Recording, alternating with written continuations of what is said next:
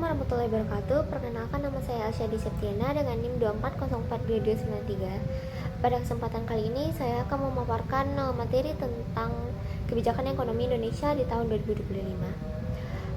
Tahun 2025 merupakan momentum penting bagi Indonesia dalam melanjutkan agenda pembangunan ekonomi. Pemerintah menetapkan target pertumbuhan ekonomi sebesar 8% sesuai dengan visi Asta Cita Presiden terpilih. Namun, tantangan yang dihadapi cukup kompleks seperti ketimpangan antar wilayah, transformasi digital yang belum merata, serta tekanan ekonomi global. Di sisi lain, Indonesia memiliki peluang besar melalui bonus demografi, potensi ekonomi hijau, dan percepatan digitalisasi. Yang selanjutnya ada pendekatan kebijakan ekonomi. Secara umum, pendekatan kebijakan ekonomi Indonesia tahun 2025 dapat dikategorikan ke dalam 3 jenis. Yang pertama yaitu pendekatan radikal, yaitu perubahan struktural berskala besar dan cepat seperti reformasi perpajakan dan digitalisasi UMKM. Kedua, pendekatan moderat, yaitu penyesuaian terhadap bertahap yang menjaga stabilitas seperti reformasi birokrasi dan penguatan regulasi investasi. Yang ketiga ada pendekatan inkremental, yaitu perbaikan teknis dan administratif seperti digitalisasi layanan publik dan penyederhanaan perizinan. Selanjutnya ada kebijakan fiskal dan moneter. Dalam aspek fiskal, belanja negara difokuskan pada sektor prioritas seperti infrastruktur, pendidikan, kesehatan, dan perlindungan sosial. Reformasi perpajakan dilakukan sesuai perluasan basis pajak, digitalisasi sistem, dan pengurangan kesenjangan pajak.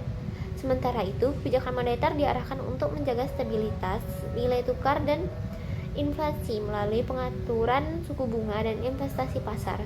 Sinergi antara Bank Indonesia dan OJK juga diperkuat untuk menjaga stabilitas sistem keuangan. Selanjutnya yaitu investasi dan transformasi ekonomi. Pemerintah menetapkan sektor prioritas investasi seperti energi terbarukan, ekonomi digital, dan industri strategis. Berbagai insentif diberikan seperti tax holiday, kemudahan perizinan, dan reformasi regulasi.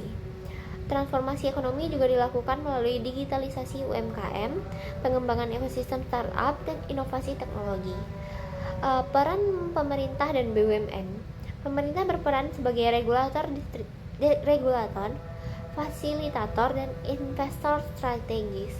Sementara itu, BUMN diarahkan untuk menjadi motor pembangunan nasional, menjalankan fungsi nasional, dan bertransformasi menjadi korporasi yang kompetitif dan transparan.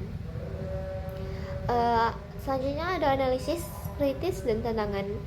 Target pertumbuhan ekonomi sebesar 8% dinilai ambisius dan memerlukan sinergi kebijakan lintas sektor serta eksekusi yang konsisten. Risiko yang perlu diantisipasi meliputi ketergantungan pada investasi asing, ketimpangan digital, dan tekanan geopolitik.